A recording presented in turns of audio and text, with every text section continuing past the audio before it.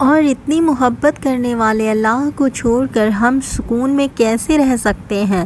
یہ تو اللہ کی محبت ہی تو ہے جو ہم آدھے ادھورے بے سکون انسانوں کو سکون دیتی ہے، مگر ہم انسان ایسے ہیں کہ اللہ کی مصلحتوں میں چھپی محبت کو دیکھ نہیں پاتے، شکوے شکایات شروع کر دیتے ہیں، وسوسوں کا شکار ہو جاتے ہیں۔ اللہ تو انکار نہیں کرتا، یہ تو ہم ہوتے ہیں جو شیطانی وسوسوں میں پڑ کر اللہ سے دور ہو جاتے ہیں۔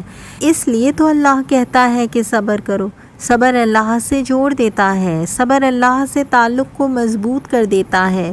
ہاں، صبر میں غم سے آنسو گرتے ہیں مگر اللہ سے شکوہ نہیں ہوتا، دعاؤں کی قبولیت کا انتظار ہوتا ہے مگر بے صبری اور بے یقینی نہیں ہوتی، بلکہ یقین اور توکل ہوتا ہے۔